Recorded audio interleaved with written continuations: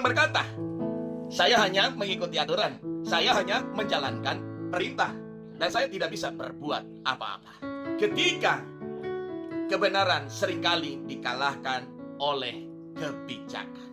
Yohanes 19 ayatnya 12-16. Mulai dari waktu itu Pilatus berusaha membebaskan dia, tetapi orang-orang Yahudi berteriak, jikalau engkau membebaskan dia, engkau bukan sahabat Kaisar. Nah, Bapak Ibu, di dalam dunia ini tidak semua keputusan diambil berdasarkan apa? Berdasarkan kebenaran. Seringkali keputusan itu diambil berdasarkan kepentingan politik, tekanan massa, ya, keamanan jabatan, keuntungan ekonomi atau pencitraan. Akibatnya orang yang benar justru disalahkan dan orang yang salah justru dibenarkan.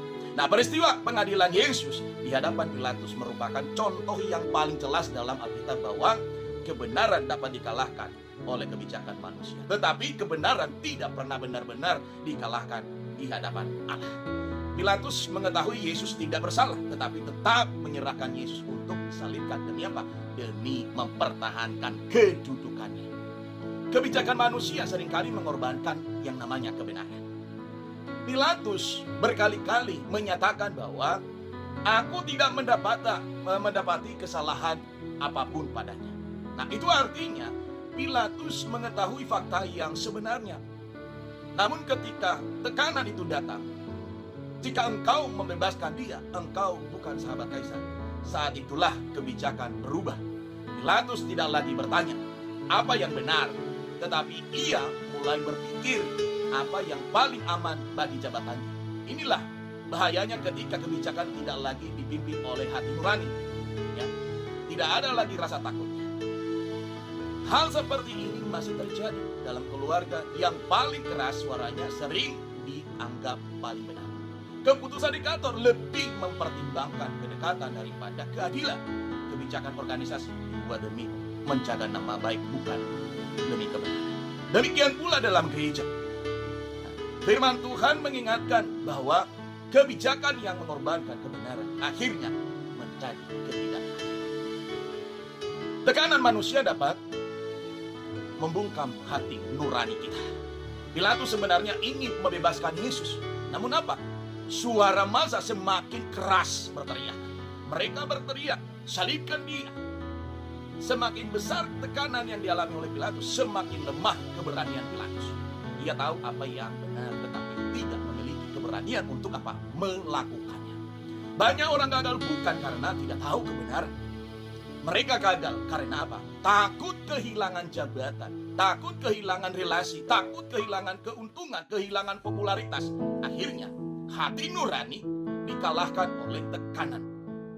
Seorang pemimpin Kristen harus belajar berkata, lebih baik kehilangan jabatan daripada kehilangan hati nurani. Karena jabatan hanya sementara, tetapi integritas dipertanggungjawabkan di hadapan Allah. Nah, dalam diam terhadap ketidakbenaran sama berbahayanya dengan melakukan ketidakbenaran. Pilatus mencuci tangan. Ya, ia berkata, aku tidak bersalah terhadap darah orang ini.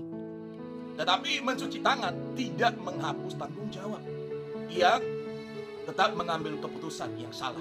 Seringkali orang berkata, saya hanya mengikuti aturan, saya hanya mengikuti sesuai perintah, saya tidak bisa berbuat apa-apa. Namun di hadapan Tuhan, setiap orang tetap bertanggung jawab atas keputusan-keputusan yang diambilnya. Sebagai orang percaya, kita dipanggil untuk apa? Untuk tidak sekedar menjadi penonton ketika kebenaran diinjak-injak. Allah mencari orang-orang yang berani berdiri di dalam kebenaran. Kebenaran mungkin dikalahkan sementara, tetapi tidak selamanya dikalahkan. Ya, bila kita membaca dan melihat Yohanes 19 dan 20. Para pengambil kebijakan itu mereka mengira bahwa hari Jumat itu seolah-olah kebijakan yang Pilatus ambil adalah membawa kemenangan. Para pemimpin agama puas, Pilatus aman, merasa masa bersorak-sorai, Yesus mati. Tetapi minggu pagi semuanya berubah. Kubur kosong, Yesus bangkit. Yesus tampak kalah, ternyata menang. Yang tampaknya dihancurkan, ternyata dimuliakan. Inilah penghiburan terbesar bagi orang-orang percaya. Kebenaran mungkin mengalami kekalahan sementara menurut pandangan manusia, tetapi pada akhirnya Allah sendiri akan membenarkannya. Seperti yang ditegaskan dalam Mazmur 37 ayat 5 dan 6. Serahkanlah hidupmu kepada Tuhan, Dia akan memunculkan kebenaranmu seperti terang. Jadi kisah Pilatus mengajarkan bahwa kebijakan tanpa kebenaran akan menghasilkan ketidakadilan. Tekanan manusia tidak boleh mengalahkan hati Tuhan. Diam terhadap ketidakbenaran bukanlah sikap netral orang-orang percaya. Sebagai murid Kristus, kita dipanggil bukan hanya membuat keputusan yang bijaksana, tetapi juga keputusan yang benar menurut firman Tuhan. Jadi, kebenaran tidak selalu menjadi pilihan yang paling mudah, tetapi selalu menjadi pilihan yang paling benar. Dunia mungkin menghargai kebijakan yang menguntungkan banyak pihak, tetapi Allah menghargai hati yang setia kepada kebenaran itu. Oleh karena itu, mari Bapak Ibu, ya, kebijakan manusia dapat menekan, menunda, bahkan tampak mengalahkan kebenaran untuk sementara. Tetapi dalam rencana Allah, kebenaran akan tetap berdiri dan akhirnya dimenangkan olehnya. Apapun yang terjadi, ya, tetap menyatakan apa yang benar. Berpihaklah pada kebenaran.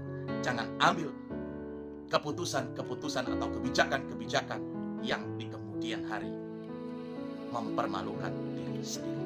Terima kasih. Tuhan Yesus memberkati kita semua.